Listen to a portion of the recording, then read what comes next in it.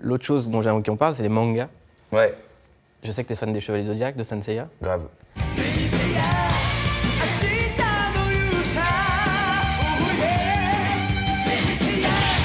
Andromède, Ouais, le débat. le débat. Moi, je suis fan de ouf d'Andromède. Voilà, merci. Ouais. Voilà.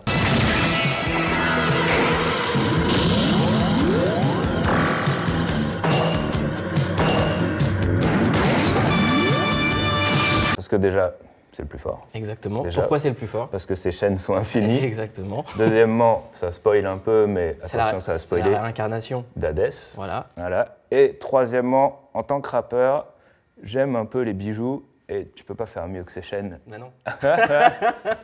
Non, il a des chaînes de ouf. Et Andromède, non, il est fort, faut pas le sous-estimer. Et en plus, il y a un truc qu'on a oublié, c'est que c'est un rocker à la base. C'est un chanteur connu, tu le vois, genre dans le 2-3e épisode, il est là, il pèse quoi. Alors pourquoi vous avez fait Pégase et Shiryu et pas Andromède et Ikki? Parce qu'en fait, c'est pas vraiment Pégase et Shiryu, on s'est dit, on voulait avoir les droits de la Toei pour faire les chevaliers. La crise économique, le tsunami, l'accident nucléaire, les prévisions Maya, bientôt la fin du calendrier. L'apocalypse arrive, le malin s'abat sur la terre, mon équipement déchire le ciel, m'envoie les pouvoirs du singe ailé. Et ils nous ont dit, putain les mecs, si vous voulez tourner dans 2 mois, ça va être galère, tu sais, avec les trucs du Japon et tout, c'est toujours super long quoi. Donc on a recréé des chevaliers en fait. Donc moi je suis genre le chevalier du singe ailé, et Gringe, il est le chevalier de... Putain, on a pris un animal bizarre, tu vois, proche du dragon, mais genre manticore ou un truc comme ça. On n'a pas eu le droit. Au début, on voulait avoir les boîtes et tout, on n'a pas eu le droit de les utiliser non plus. Ah, même pour ça, il faut Ouais, tout valider? Ouais, bah, après, c'est un truc légendaire, quoi. Ils veulent pas qu'on y touche pour faire n'importe quoi avec. Et est-ce qu'il y aurait une suite à Commencer loin? Un jour on est venu au monde, depuis on attend que le monde vienne à nous. Tant mieux si la route est longue, Comment j'ai faim? Comment c'est loin? l'avenir appartient. J'avais commencé à écrire un truc, justement, mais pour l'instant, je trouve ça un peu tôt, tu vois. Mais c'était pas vraiment la suite. C'était genre une histoire avec un peu le même genre de personnage, mais dans un autre contexte. T'as envie de rejouer la comédie? Ouais, bah, c'est trop bien, c'est fun. Après, c'est pas mon but, jouer la comédie. J'ai envie de refaire un film. J'ai même plus encore envie d'écrire que réaliser. Et jouer, ça me fait plaisir, mais c'est plus limite... ah putain, ce personnage-là... bon, bah, ça vient tellement de moi qu'au final, je me dis, allez, je le fais. Mais c'est vrai que jouer la comédie, c'est cool, mais je préfère quand même réaliser et écrire. On a parlé de Saint Seiya, est-ce que t'es à jour sur Dragon Ball Super ou pas? Je suis pas à jour. Non, j'en suis genre au tome 2 ou un truc comme ça. Ouais. Donc on peut rien raconter. On peut rien raconter. Tu vas être fou. Ah ouais, bah, T'as vu un peu il paraît que c'est complètement ouf. Je peux pas tout te dire. On est en train de spoiler comme des On est en train de bâtards. spoiler, mais il y a une transformation qui... D'accord, ok. Tout le monde est d'accord. Son Goku.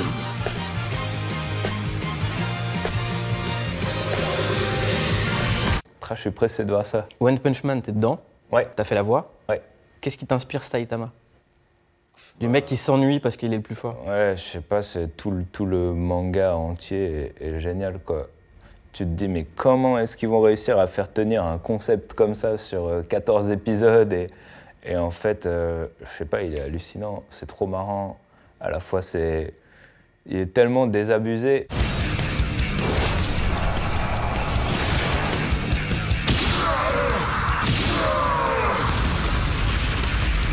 Être le plus fort du monde, c'est relou en fait. Et crois-moi, je sais de quoi je parle. Quand j'ai doublé Saitama, il y a eu une vraie galère. C'est que tout le monde me disait, ouais, Saitama, il est blasé, donc tu vas bien le faire vu que tu fais bien le mec blasé. Et en fait, Saitama, il est pas blasé. C'est juste qu'il s'enflamme sur les mauvais trucs. Échec et mat. Oups. Je suis désolé. J'ai pas fait exprès, je te jure. En fait, je voulais vraiment m'arrêter, mais t'as pris trop d'élan et bim. Genre, il s'enflamme sur les courses, il s'enflamme sur, je sais pas, Genos, ou il va s'enflammer sur le, je sais pas, bien passer le test ou être plus connu. Mais au final, tu le joues quand même un peu comme un vrai perso, mais à l'envers, quoi. Quand je t'entends parler, je me dis pas, il est blasé. Non, je pense que c'est un peu le personnage de bloqué, un peu, tu sais... Mais ça, c'est un personnage. Ouais, bah ouais, grave, bien sûr. Non, c'est vrai que des fois, on me dit que je suis un peu lent quand je parle, Mais surtout parce qu'en télé, en fait, j'aime bien réfléchir quand je parle. Sinon, je dis des conneries, donc ça me ralentit, quoi. T'aimes les jouets? Ouais. Dans un de tes morceaux, tu parles du fait que ton frère ait 2 gosses. Ouais. Question très con que je suis en train de me poser. Comment ça se fait quand tous nos potes nous montrent des photos de leur môme? Ouais. Toi, tu dis, t'as une rime où tu dis, moi, j'ai des photos de meufs de 20 ans. Ouais. Et qu'on collectionne encore les jouets. Bah justement, ça c'est un des trucs où je me dis, dès que je vais avoir des enfants, ça va être un prétexte pour être antisocial et juste les faire jouer avec des vieux trucs. Je pense que c'est ça le bon moment. Il y a plein de films d'animation que j'ai envie de voir, genre Tempête de boulettes géantes. I've gotta stop the machine. The fate of the world depends on me. No big deal. Ou des trucs comme ça. Je les achète et je me dis, quand j'aurai des gosses, là, on va bien s'amuser. Ouais, moi j'ai pas mal de jouets un peu... Même pas que des trucs vintage d'ailleurs, j'ai des trucs récents aussi. C'est quoi les pièces que tu préfères? Là, je suis dans les Ghostbusters en ce moment, donc j'essaye de récupérer tous les Ghostbusters. Mais je suis pas un vrai collectionneur. Genre, j'en ai dans la boîte un peu parce que c'est cool, mais je les achète en loose parce que j'aime bien qu'on puisse jouer avec, quoi. Moi, j'en ai en boîte, mais c'est ceux que j'arrive pas à monter. Ah oui, Il y a des chevaliers impossibles à monter. Grave. Et on est là pour se faire plaisir. Mais ce que les gens savent pas, c'est qu'on se passe des après-midi avec Mouloud à monter des jouets. En fait, ensemble, on a tous les chevaliers du Zodiac à la maison et on se fait des joueurs. Tu devrais peut-être le mettre comme ça et tout, clac, clac et tout. Bah moi, le Myth-Close, là, j'en ai pas mal, quoi. Et j'ai déménagé un jour, j'arrive pas à les remonter. Impossible. Quand ça commence à marcher pour toi, t'as acheté des jouets. Ouais, directement. Qu'est-ce que ça te dit? De racheter les... T'as Bah, les non, mecs mais tout de suite, ils se baladent avec une grosse voiture dans Paname. Ouais.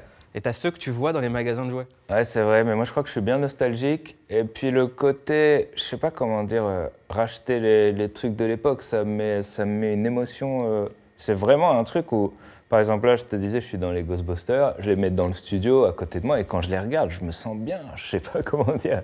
Yow! They're everywhere. I'll reel this one into Ecto 1. Bankman, over here, it's Bug-Eye. I think he's got his eye on you, Winston. Et puis il y a le délire aussi. Par exemple, des jouets que j'avais pas quand j'étais petit, c'était les masques.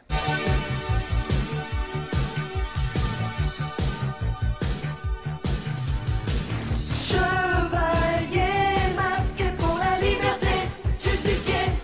Ah putain, Ouais, et les masques, en plus, je sais pas, c'était compliqué avant. Tu pouvais pas tous les avoir. Quand t'habitais pas à Paris et tout, il y avait pas tous les jouets dans tous les supermarchés.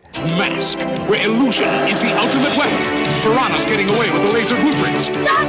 Condors, Ready for takeoff. masked vehicles in place and each sold separately with action figures. Puis ça coûtait cher et tout. Et là, je suis en train de racheter les masques en ce moment et c'est vraiment la plénitude, quoi. Masque était une série créée pour les jouets. Bah grave, en plus. Ouais, c'est vrai, ils avaient fait ça. Ils le font beaucoup, ça. Un peu comme Robotech. Ah ouais, mais les jouets étaient tellement ouf. Ouais. Le porte-avions, là... Non, c'est vraiment bien. Mais c'est vrai que c'est une vraie passion, quoi. Et puis, je sais pas, j'aime bien juste chercher sur eBay. Ça me fait chier d'aller juste dans un magasin acheter des trucs. J'aime bien trouver les trucs un peu difficiles à trouver, quoi. Sur l'album, il y a des thématiques sur lesquelles t'es jamais allé. C'est vrai que c'est l'album le plus joyeux, mais il y a un rapport à la famille qui est pour le coup, je pense, le morceau le plus commercial que t'aies jamais fait. Comment t'as écrit ça? J'ai préparé un petit speech, parce que je dois vous avouer un petit détail de ma vie. Je déteste les fêtes de famille. En fait, tu sais quoi, le pire, c'est qu'à la base, comme je disais, je voulais faire un album positif. Ça veut dire, j'avais fait une chanson, j'ai eu beaucoup de fêtes de famille récemment, parce que j'ai souvent des fêtes de famille aussi, j'aime bien que ce soit dans ma famille ou dans ma belle famille. Et du coup, j'ai fait des fêtes de famille et j'avais écrit un morceau un peu mignon, genre, j'étais un peu le narrateur, je disais oui, il y a lui qui fait ça, il y a lui qui fait ça, mais au final, si on s'est tous retrouvés dans cette salle des fêtes de campagne, c'est parce qu'on s'aime, tu vois. Là, je me fous un peu de ma gueule. Comment tu pars de là à arriver à un oncle bourré qui danse avec un chien pour esquiver sa femme? Et ben en fait, celle-là, elle était déjà, par exemple, mais c'était pas pour esquiver, c'était. Ouais. Non, c'était normal. En fait, là, ouais, et c'était genre, tu sais que tonton est bourré quand il danse avec le chien. C'était genre la première phrase. Et du coup, il y avait quand même ce refrain un peu joyeux. Et donc c'est là où l'importance de Scred, c'est là où Scred est important, c'est qu'il me disait. Ouais, c'est pas mal. Et puis le refrain était bien aussi de la chanson.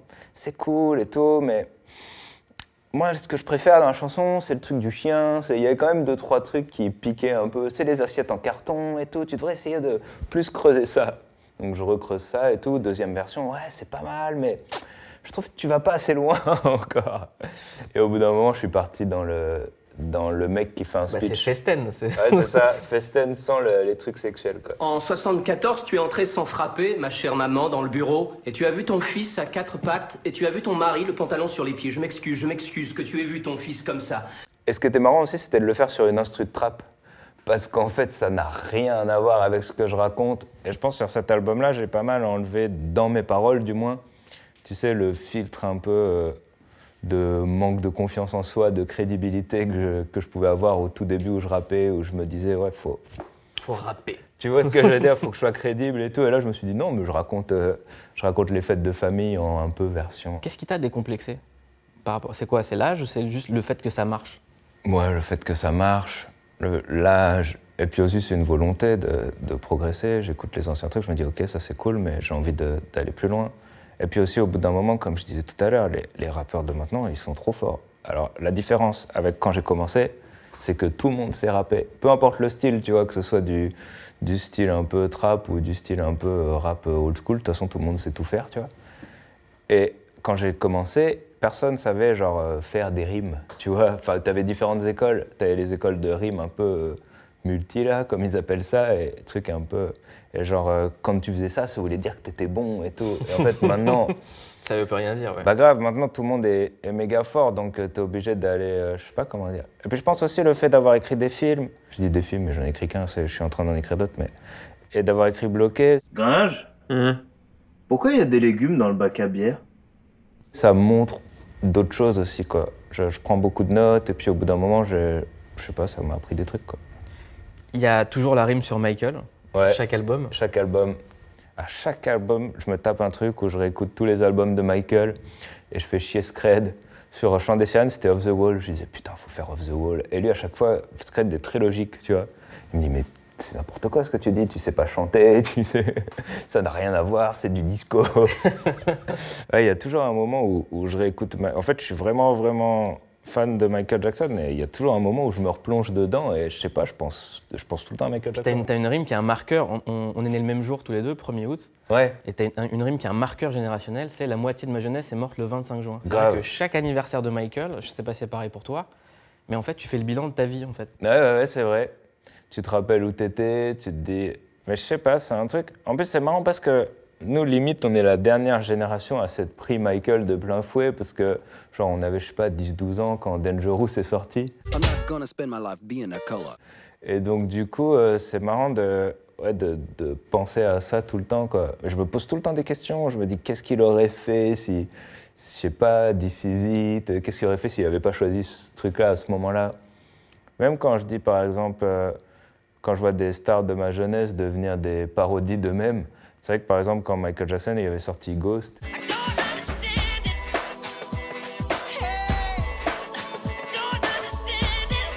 qui était plus ou moins thriller, en nul, quand je vois ça, je me dis putain, faut que je fasse gaffe à pas refaire la même chanson qu'avant, mais en moins bien, tu vois. Je pense tout le temps à Michael Jackson. Tu disais aussi, faut pas que je finisse dans une parodie d'Entourage à petit budget. Ouais, parce que c'est le truc où dès que tu commences à être un peu connu, t'as l'impression d'être dans ce truc d'entourage un peu, sauf qu'eux, ils vont s'acheter des Porsche et moi, je m'achète même pas les trottinettes à l'époque, tu vois.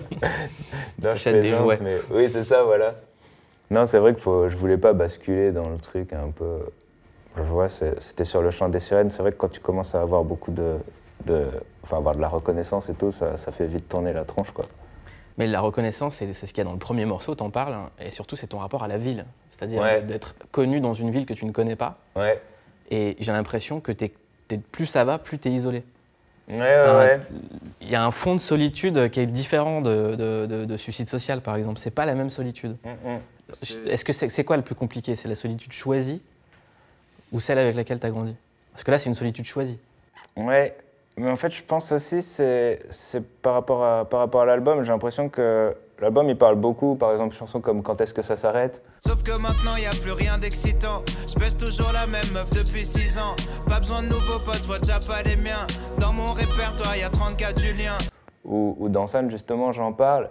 C'est le fait de se dire, putain, je suis en couple, j'ai beaucoup de potes, genre dans mon répertoire j'ai 34 Julien, tu vois. Et tu te dis, putain, je comprends pas, il y a toujours des moments où j'ai l'impression de ne pas avoir accompli des trucs. Et là, tu te sens, je sais pas si c'est seul, mais tu te sens genre, tu te dis, mais putain, quand est-ce que ça s'arrête? À quel moment de ma vie T'es posé. Ouais, à quel moment je suis posé, à quel moment je me remets pas en question, à quel moment... Et ça, je pense, c'est un truc, des questions que tu te poses en grandissant, quoi. Et la réponse, c'est que ça s'arrête jamais, en fait. Est-ce que ça a changé quelque chose, le fait de gagner sa vie? Ah bah grave, ça change tout. Déjà, je disais pas la plupart des gens que je faisais du rap avant d'en faire vraiment mon métier, tu vois. Donc ça change tout.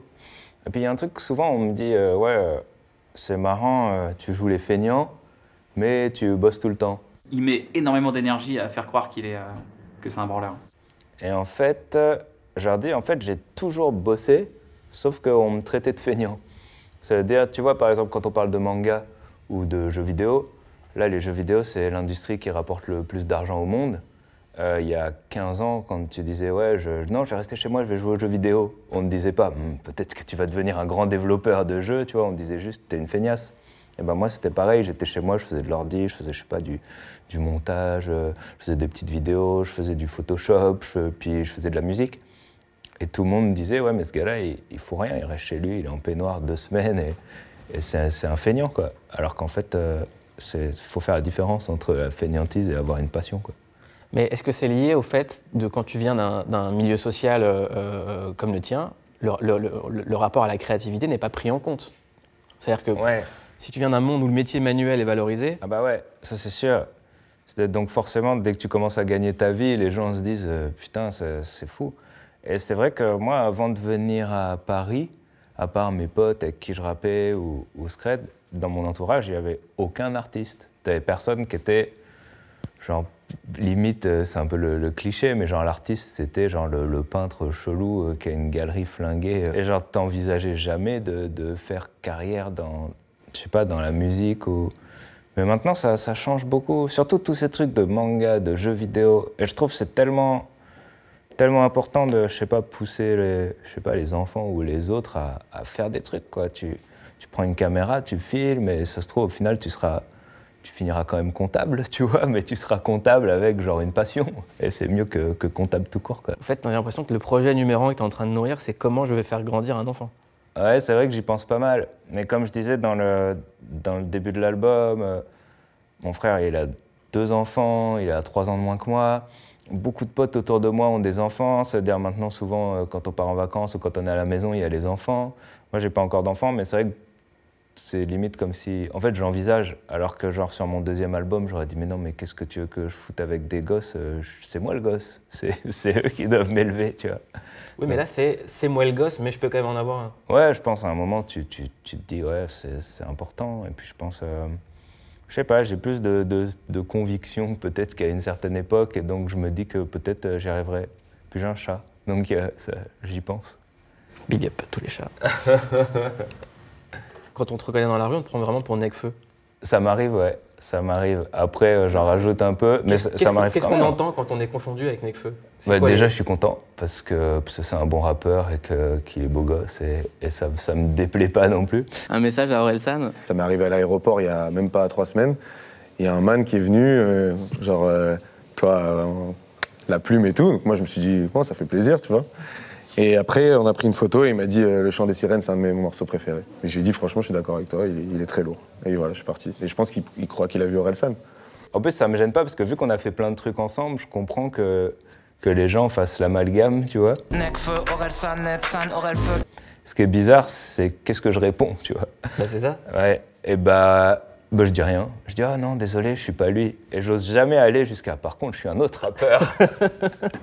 Je dirais non, c'est désolé, on me confond souvent avec Nekfeu et tout. Et j'ose pas.